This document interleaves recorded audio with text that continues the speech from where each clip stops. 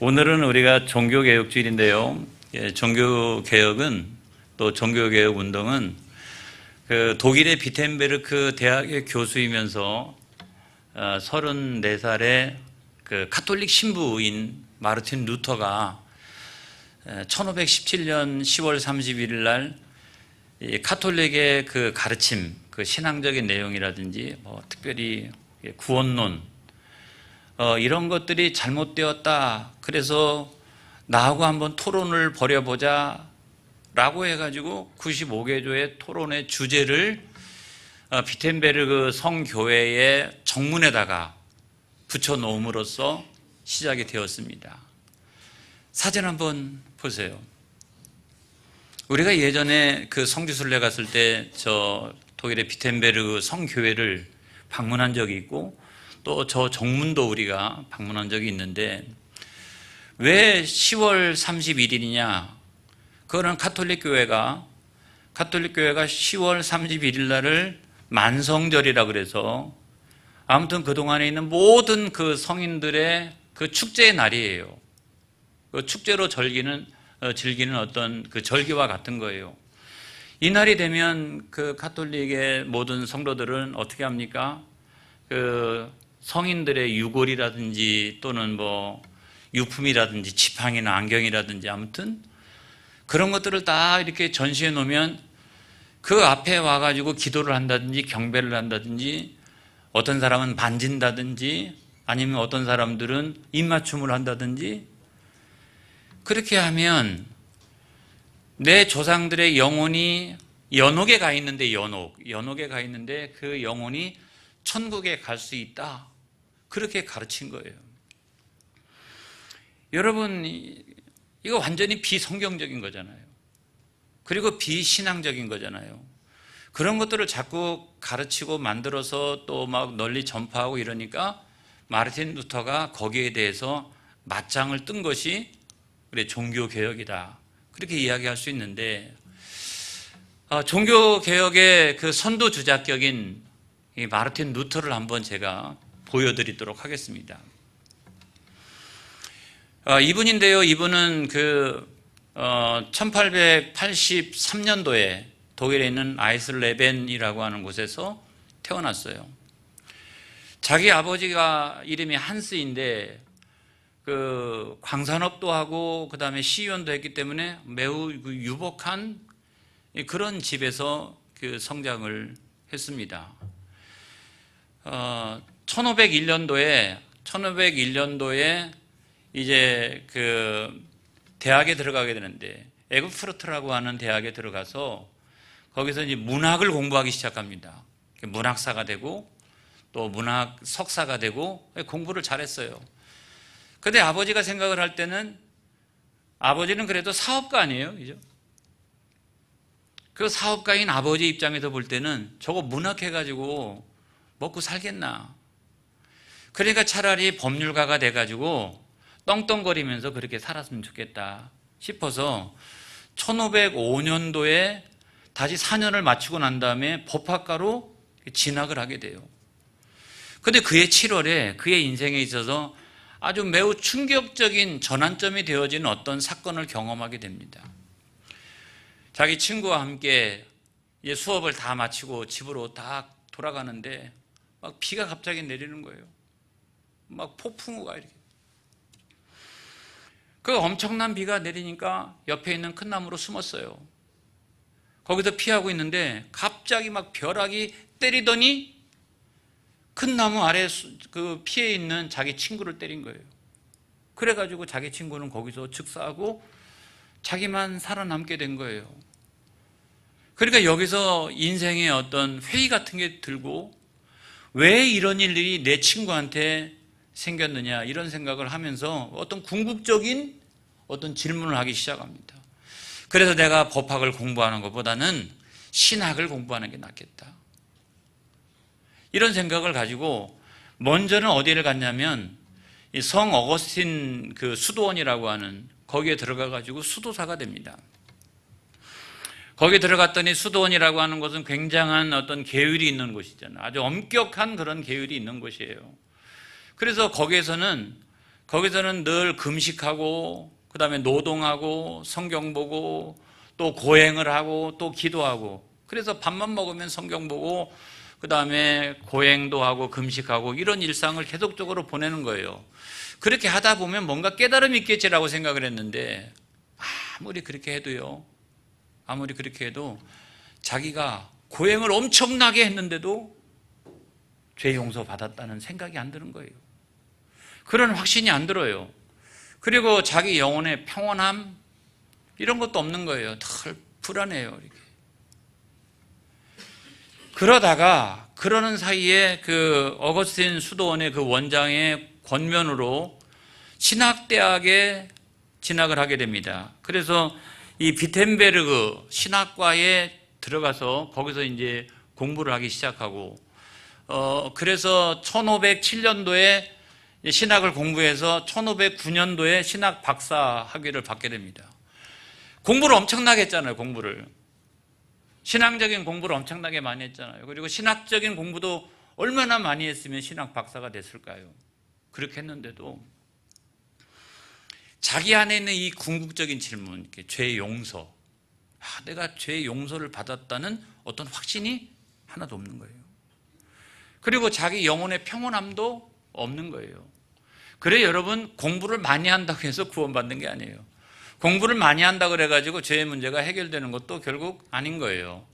그러다가 그렇게 막 자기는 신학을 가르치고 신앙이라고 하니 이런 거야 하면서 막 열심히 가르치고 있는데 자기 안에는 그런 범민이 있는 거예요.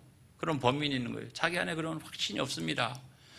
그러다가 1510년도에 로마를 방문하게 되는데 그 로마는 자기가 늘 이렇게 로망으로 생각을 하고 있었어요.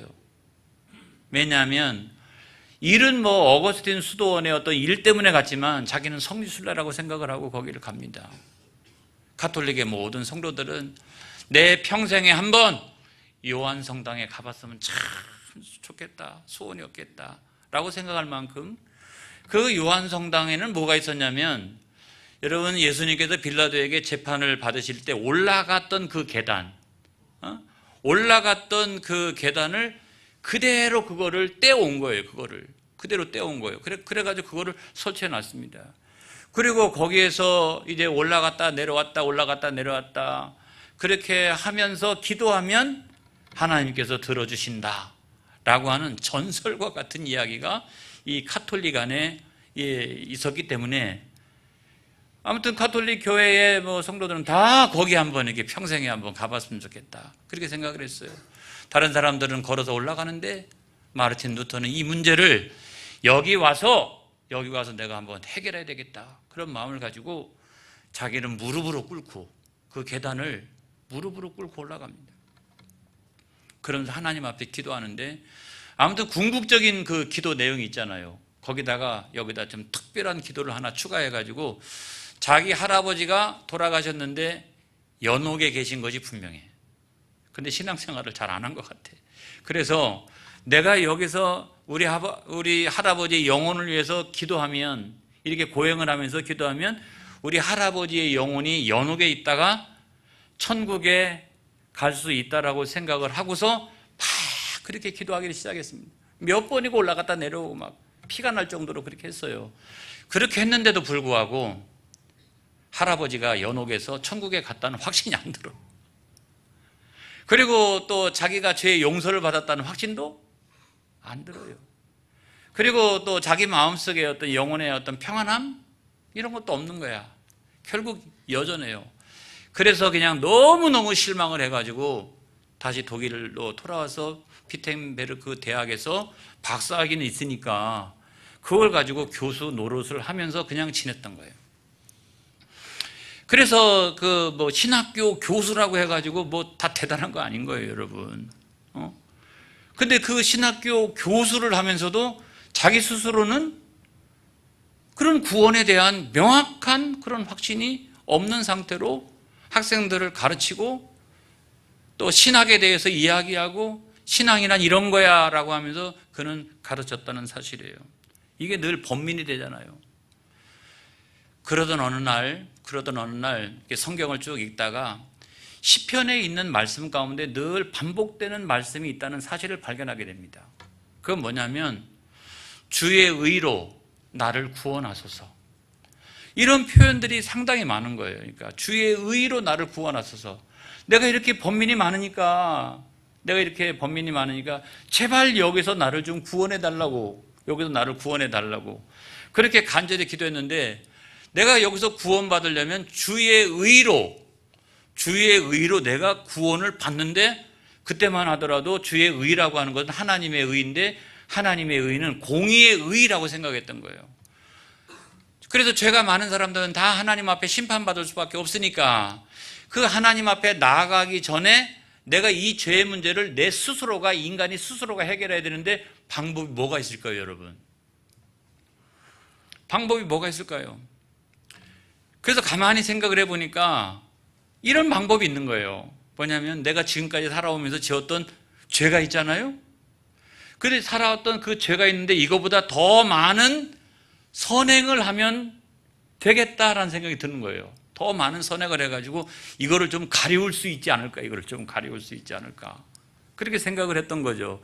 그래서 막 이제 선행을 하기 시작하고, 그 다음에 또 하나는 뭐냐면, 하나님 아버지, 내가 죄인인데 내가 나를 때리겠습니다. 이렇게 내가 나를 때리고, 죄인인 나를 치고 때리고, 내가 고행하고 금식하고 막 무릎으로 기고, 그 다음에 팔뚝으로 기고, 그러면서 내가 내 죄를 토해내면서 막 그렇게 할 테니까. 이게 뭐예요? 고행이잖아요, 고행. 그래서 내가 하나님 앞에 서기 전에 내 스스로가 먼저 내가 나를 때려가지고 하나님 앞에 서게 되면 하나님께서 그거를 참작해 주십사. 이래가지고 그때 당시 생각해낸 것이, 사람들이 이 선행과 고행이라고 하는 어떤 행위를 생각을 해낸 것이었습니다. 근데 이거는 마르틴 루터가 지금까지 계속 해왔던 거예요. 하나님 아버지, 내가 지금까지 그거 다 해왔는데도 불구하고 내 안에는 그런 확신이 없어요, 하나님. 어쩌면 좋습니까? 그러다가 로마서 1장 17절에 있는 저 유명한 말씀을 딱 읽는 순간에 이 문제가 해결이 되어집니다. 다 같이 시작. 복음에는 하나님의 의가 나타나서 믿음으로 믿음에 이르게 하나니, 기록된 바 오직 의인은 믿음으로 말미암아 살리라 함과 같으니라. 할렐루야. 여기 하나님의 의가 있는 거예요. 복음에는 하나님의 의가 나타나 있다는 거예요. 복음에는. 그래서 그 하나님의 의, 그 복음이 뭐냐? 하나님의 의가 나타난 그 복음이 뭐냐 하고 생각해 보니까, 복음이라고 하는 건 다른 거 아니잖아요. 하나님이 나를 사랑하셔서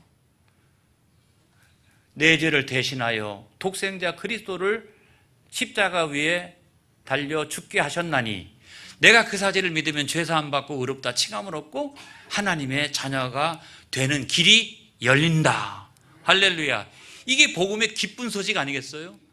그래서 내가 그 복음의 기쁜 소식을 믿기만 하면, 그래서 하나님의 의라고 하는 게 꼭 공의의 의만 있는 것이 아니라 사랑의 의가 있구나. 이런 죄인인 나도 하나님께서 그만큼 사랑하셔서 내가 믿음만 갖기만 하면 내가 죄인에서 의인의 자리로, 할렐루야, 지옥에서 천국으로 옮겨질 수 있다.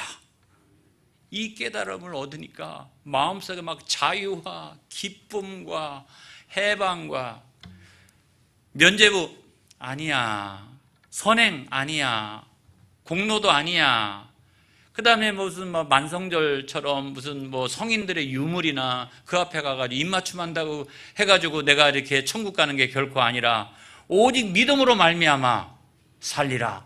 할렐루야. 오직 믿음으로 말미암아 구원을 받느니라. 이 사실을 깨닫게 된 거예요. 여러분, 그래서 종교개혁의 정신은 크게 보면 세 가지가 있는데요. 하나가 뭐냐면 이런 거예요. 오직 성경으로, 이런 거죠. 오직 성경으로. 띄워주세요. 자, 오직 성경으로, 솔라 스크립투라. 이 솔라, 이거는 오직 이런 거예요. 근데 여러분, 카톨릭 교회에서는 이 성경에 대한 해석권이 누구에게 있냐면 사실은 교황에게 있어요. 그리고 어떤 새로운 교리를 만들어가지고 이거를 널리 전파하리라고 했을 때 그 교리의 결정권이 누가 있냐면 교황에게 있어요. 나중에 서로 논쟁을 붙다가 나중에 최종적으로 결정을 내리는 것은 교황이 다 결정을 내리는 거예요. 근데 그렇게 결정을 인간이 내리다 보니까 어떤 문제가 발생했냐면 성경에 없는 것을 막 얘기하기 시작하는 거죠. 성경에 없는 걸. 예를 들어 보면 마리아의 평생 동정녀론 이런 거잖아요. 그러니까 하나님께서 성령으로 예수 그리스도를 그 마리아를 통해 가지고 잉태하셨다. 이거는 맞는 말이잖아요. 동정녀, 그죠? 근데 예수님에게는 다른 형제가 있어요, 없어요?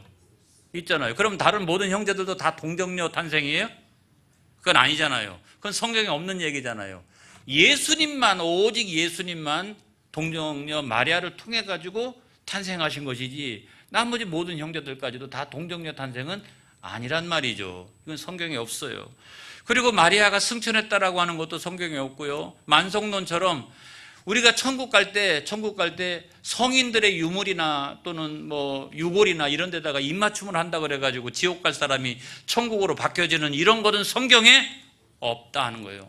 심지어는 사람이 죄를 지었는데 면죄부를 팔아서 그거를 내가 돈 주고 사면은 내 죄가 사함을 받고서 내가 천국에 갈 수 있다. 이것도 성경에 없잖아요.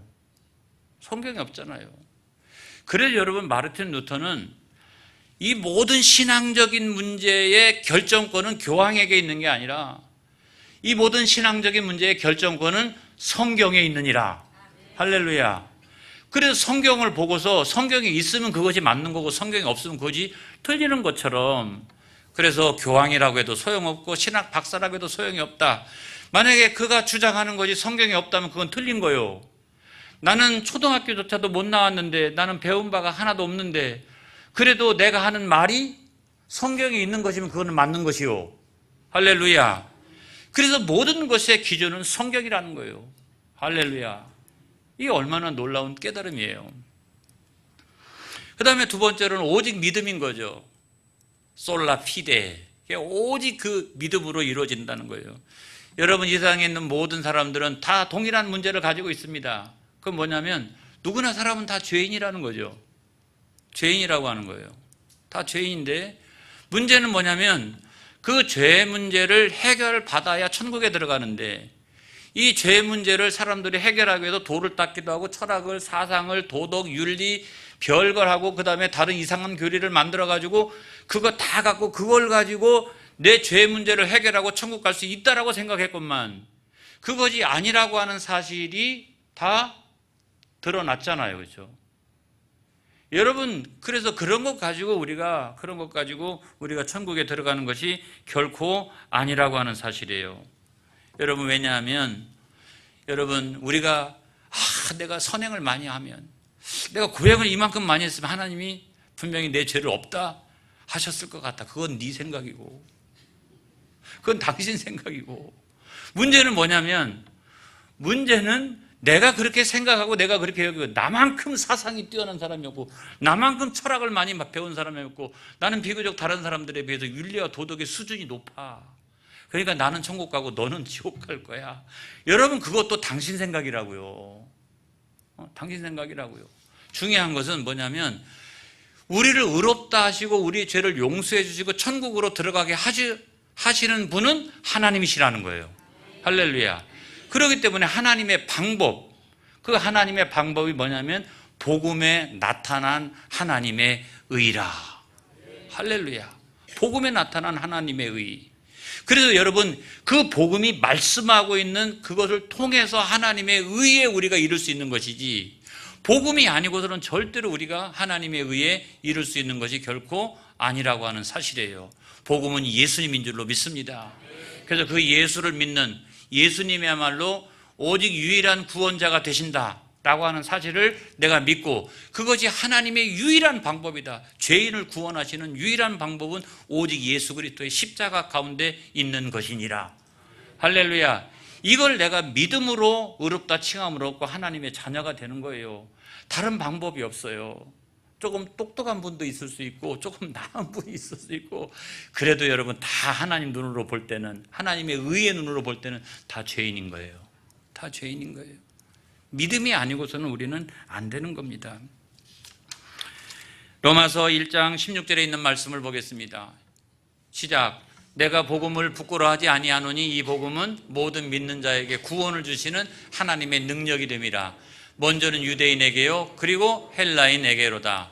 모든 믿는 자에게 구원을 주시는 그 믿음은 그 구원을 주시는 하나님의 능력이 된다는 거예요. 그래서 믿음은 곧 능력이 되는 줄로 믿습니다. 하나님의 의에 이르는. 그 다음에 마지막 세 번째로가 오직 은총으로죠. 솔라 그라티아 이런 표현인데, 여러분 구원이라고 하는 것은 예수님을 믿어야 된다 그랬어요. 예수님을 믿어야 된다. 그런데 이 믿음이라고 하는 것이 어떻게 생기는 것이냐라고 생각해 보면, 아이고 목사님 무슨 소리입니까? 내가 믿어가지고 지금 교회 다니고 다음 주부터 내가 교회 다니기로 했으니 내가 뭐 다 결정했습니다. 믿음도 내가 결정했고 믿기로 한 것도 나고 교회를 다니기로 한 것도 납니다. 그래서 내가 다 결정했습니다. 여러분 언뜻 보면 그게 맞는 것 같아요. 목사인 저도 그게 맞는 것 같아요. 아이고 교회 좀 나오시라고 그래도 그렇게 안 나오고, 우리 방영자 님께서는 옆에서 교회 나가자고 김인자 권사님 막 늘 그랬죠. 옆에서. 네. 그런데 오늘 교회 나오셨잖아요. 그렇죠? 너무 감사한 거죠. 그래서 아무튼 그래도 결정한 건 나야. 아무리 권사님이 얘기했어도 내가 나가기로 한 건 나야. 그리고 내가 오늘부터 믿기로 한 것도 나야. 여러분 그렇게 생각할 수 있잖아요. 근데 성경에 보면 그럴 것 같은데, 거의 그럴 것 같아요. 제가 볼 때도. 그런데 성경은 그렇지 않다고 말씀하고 있어요. 에베소 2장 8절에 있는 말씀을 보겠습니다. 시작. 너희는 그 은혜에 의하여 믿음으로 말미암아 구원을 받았으니 이것은 너희에게서 난 것이 아니요 하나님의 선물이라. 제가요 신학대학 다니면서 이게 잘 이해한 거예요. 아니 내가 결정해서 내가 간 거지 말이야. 아직도 제 안에는 자기 결정권 이런 것이 세가지고 그랬는데, 제가 생각을 해보니까 제가요 불교 집안에서 태어나가지고 하나님을 안 믿을 이유가 많을까요? 하나님을 믿을 이유가 많을까요? 저는요 평생에 하나님을 안 믿을 이유가 되라고 그러면 수도 없이 될 수 있어요. 저는요 절에도 많이 갔습니다. 할머니가 떡시로 이렇게 해가지고 가가지고 같이 밤새워 가면서 근데 그 향냄새가 저는 그렇게 싫더라고요. 그런데 아무튼 제가 환경적으로 보면 저는 여러분 하나님을 안 믿을 이유가 훨씬 더 많은 사람입니다. 비교가 안 될 정도로. 근데 제가 어느 날 친구가 꼬드겨가지고 교회를 나가기 시작을 했어요. 교회를 나가가지고 세상에 저 같은 사람이 세상에 우리 집안 역사상 처음으로 신학대학에 갔답니다. 그리고 제가 목사가 됐답니다. 그리고 여러분 앞에 서 있답니다. 그리고 여러분들에게 예수 믿으라고 제가 하고 있답니다. 그리고 제가 여러분들 향해서 신앙생활 이렇게 해야 잘하는 것입니다라고 제가 얘기하고 있답니다. 그래서 가만히 생각해 보니까 내가 결정해가지고 다 이게 온 길이 아니라는 거예요. 내가 결정했으면 안 올 이유가 훨씬 더 많다니까요. 근데 여러분 하나님께서 나를 택하시고 하나님 나를 부르셨다 하는 사실을 저는 이 시간에 고백하지 않을 수가 없어요. 우리 교회 안에요 최근에 등록하신 분들은 하나의 공통점이 있더라고요. 20년 전에 신앙생활 했대요. 10년 전에 신앙생활 했고요. 어떤 분은 집사님이었고요. 가정에 핍박도 있었고 살다 보니까 너무너무 힘이 들으니까 가가지고 일하느라고 교회도 못 나오다가 그래서 마음도 점점 멀어져 가기 시작하고, 그런데 그런 분들이 요즘 계속해서 우리 교회에 등록하고 있는 줄로 믿습니다. 할렐루야. 왜 그럴까요 여러분? 하나님을 못 믿게 하는 이유가 수도 없이 많이 있는데 그걸 다 뚫고 왜 왔을까요? 그건 다른 게 아니라 당신은 하나님이 택하신 백성이라는 거예요. 그러니까 하나님이 야, 너 그렇게 살면 안 돼. 너 이렇게 살면 안 돼. 너 큰일 나. 너 빨리 교회 나와야 돼. 너. 그래서 하나님께서 계속해서 내 아들을 통해서든지 아니면 김인자 권사님을 통해서든지 아니면 누구를 통해서든지 계속해가지고 그 입술을 통해서 하나님이 역사하시는 거잖아요. 너 교회 와야 된다고. 너 네 입술로 고백해야 된다고. 그리고 예전에 이렇게 죽었던 믿음들은 다시 소성케 되어지는 덕촌교회 가야 한다고. 그래가지고 여러분들이 그렇게 온 거 아니겠어요? 이걸 보면 생각해 보세요. 나 여기 사실은 아무리 얘기했어도 안 가고 싶었어요. 그런데 하나님께서 택하시고 나를 계속해서 이렇게 부르시는 거예요. 그거를 거절할 수가 없어서 여기에 여러분들이 나온 줄로 믿습니다. 그렇다면 여러분은 하나님의 자녀인 거예요. 이걸 믿으시기를 주의 이름으로 축원합니다. 할렐루야. 그래서 종교개혁의 정신을 잘 보여주는 최초의 개신교회당을 제가 여러분들에게 보여드리도록 하겠습니다. 이건 선물로. 이건 뭐냐면 토르가우 성체교회라고 하는 교회인데요, 개신교 최초의 예배당은 이렇게 생겼어요. 겉모양이 좀 다르죠. 카톨릭 성당하고 뭔가 좀 달라요. 카톨릭 성당은 옆에 붙어있는 게 많잖아요. 이렇게 옆에. 근데 그냥 하얗죠. 그러면 내부를 보여드리도록 하겠습니다. 이게 카톨릭 성당하고 내부가 다르죠. 뭐가 다릅니까? 하나는 성화가 없죠. 막 위에도 성화, 옆에도 성화, 전부가 성화잖아요. 성화 없죠. 또 하나는 조각품들이 없죠. 조각품들이 하나도 없잖아요. 근데 오직 두 개만 딱 있어요. 하나는 성찬대, 맨 앞에 성찬대, 그리고 옆에 보면 설교대. 그러니까 이 두 가지가 그리스도의 피, 그리스도의 살, 이것과 하나님의 말씀, 이것이 개신교에서 가장 중요한 거예요. 가장 중요한 거예요. 그래가지고 설교대도요, 저 앞에 있는 게 아니라 그때는 마이크 시들이 어디 있어요. 낄쭉하게 돼 있잖아요. 근데 이게 공명음을 통해서 잘 들리려면 저기 한 2층쯤 되는데 위로 올라가가지고 위에서 앞에다 쏴가지고 옆으로 계속 공명음을 양쪽으로 울리게 해야 이게 전체적으로 잘 들리기 때문에, 이상하게도 예배당에 올라가 보면은 꼭 설교대가 저 위에 올라가 있는 것을 여러분 우리가 많이 보게 됩니다. 그런데 유일하게 가장 멋지게 되어져 있는 곳이 설교대였다는 거죠.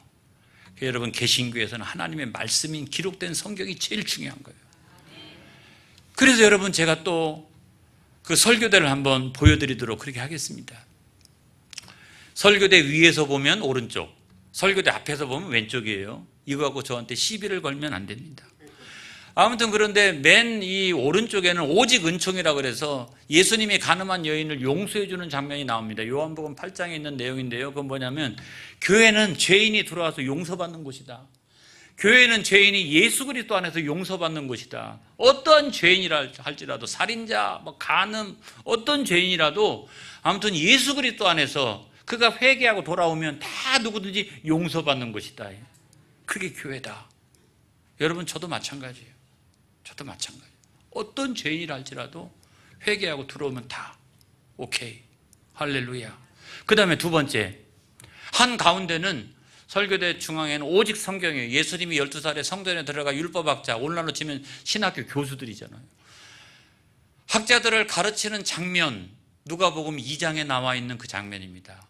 이 설교대에서 가장 중요한 건 뭐예요? 다른 헛된 교리들이 아니라 중요한 것은 하나님의 말씀인 성경인 거예요. 성경. 그 다음에 하나 더.